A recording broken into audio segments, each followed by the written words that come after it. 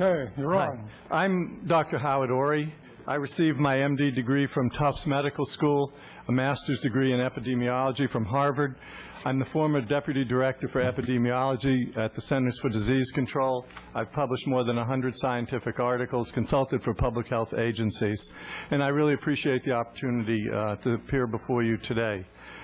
I'm here on behalf of the wireless industry to address issues of cell phone safety. The weight of a large body of high-quality scientific evidence strongly suggests there's no association between cell phone use and cancer. Thus, any legislation requiring a warning label about purported health dangers of cell phone use would not be fact-based and would mislead consumers. In addition, any warning would be inconsistent with the conclusions of the National Cancer Institute, the FCC, and the FDA. Let me briefly go over the scientific data.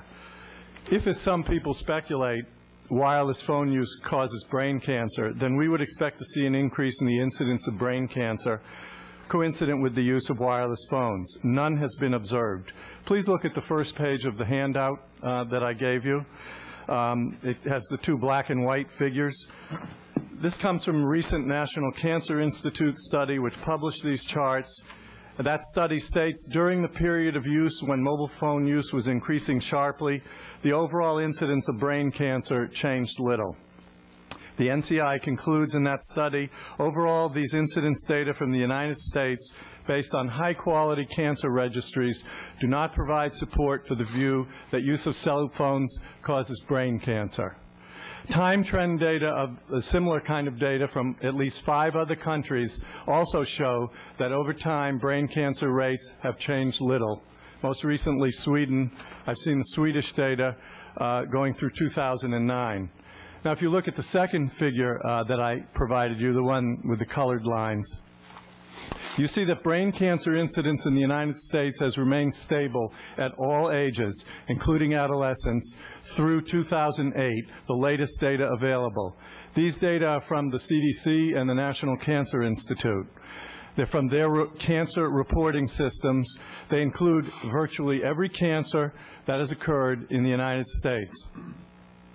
In addition, the issue of brain cancer and cell phone use has been studied for years in animals and people. Recently, an independent international group of scientists reviewed the issue of cell phones and brain cancer and concluded, although there remains some uncertainty, the trend in the accumulating evidence is increasingly against the hypothesis that mobile phone use can cause brain tumors in adults. Last month, a prospective Danish study has been published, including information on 3.8 million person-years of follow-up.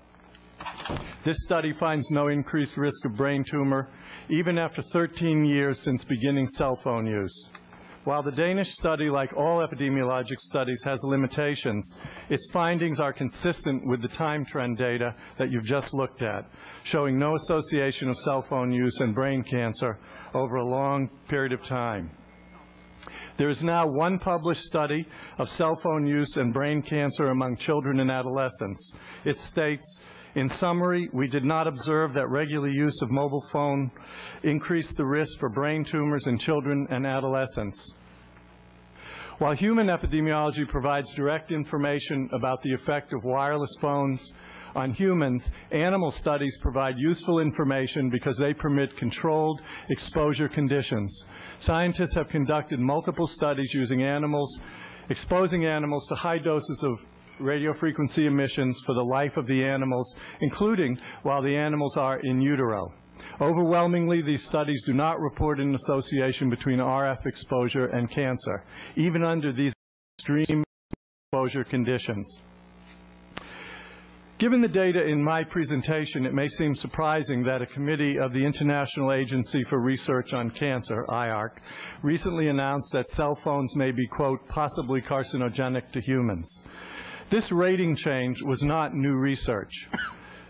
The footnote accompanying the press release noted that the 2B rating of, quote, possibly carcinogenic to humans is based on limited evidence of carcinogenicity in humans and less than sufficient evidence of carcinogenicity in animals, and that chance bias or confounding could not be ruled out with reasonable confidence for the few positive associations reported in the literature. Viewed in this context, possibly carcinogenic, is telling us there is very little scientific evidence as to the carcinogenicity of cell phone use. In conclusion, there's no consistent risk of brain cancer in the epidemiologic and animal literature. Brain cancer incidence, as you've seen, has remained the same since wireless phone use has become common. There is no known mechanism by which non-ionizing energy from wireless phones can cause cancer.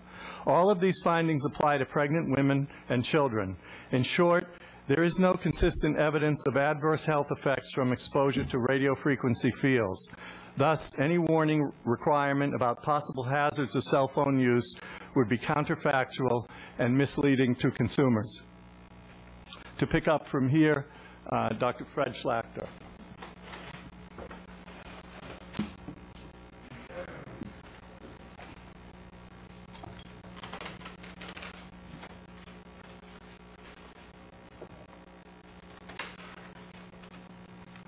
PC, someone will have to help me here. I don't know. PCs. There we go. Okay. Let's start beginning, however. Okay. My name is Fred Schlachter. I'm a physicist. I'm not associated with CTIA. I'm here as a citizen. However, CTIA very graciously gave me, it looks like, 3.5 minutes to talk, so I'll be very brief. I'm spent my career at Lawrence Berkeley Laboratory studying the interaction of radiation and matter, which is a large part of what we as physicists do. This repeats something that Dr. Ori said, but it's very important. When I faced the question the first time, I'm a member of the Community Environmental Action Commission, even though I'm speaking as a citizen. The first question that I asked was, if cell phones cause cancer, where is the incidence of cancer? So I got this paper. Everyone knows that cell phone use has increased dramatically. We're at 300 million cell phones, one per citizen in the United States. This line, this flat line, is the incidence of brain cancer. There are no cases of brain cancer caused by cell phones. Otherwise, this line would have gone up. Whatever was causing brain cancer 30 years ago is still causing the same number of cases today. People who look at this often say, well, there's a latency period and we just haven't seen them yet. You can't say a word about a latency period until you have data where the line goes up, so you could begin to talk about a lag between when people talked on cell phones and what you see here. So the only conclusion to draw from this is that cell phones are not causing cancer in the United States in 2011. The information is right there. Some of the audience are not going to be happy with that conclusion. This is the electromagnetic spectrum. That's what we're talking about. I'm not going to have time to dwell on this very much, but we've got sunlight in here, we've got radio waves, we've got microwaves, cell phone radiation, X-rays. They're all the same stuff. The only question is how they interact with matter. I'll skip the part about Einstein and the photoelectric effect simply to say that you cannot break chemical bonds, you can't cause cancer with non-ionizing radiation. Microwaves are non-ionizing.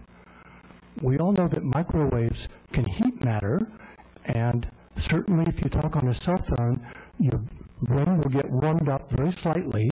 However, the power emitted by a cell phone is less than 1/10 of what you get if you walk out in the sunshine on a sunny day without a hat. So the heating is not going to have an effect. There's a third topic called non-thermal effects. They have to do with low frequencies, transients, and so on. I find no evidence in the literature, thick reports about non-thermal effects notwithstanding.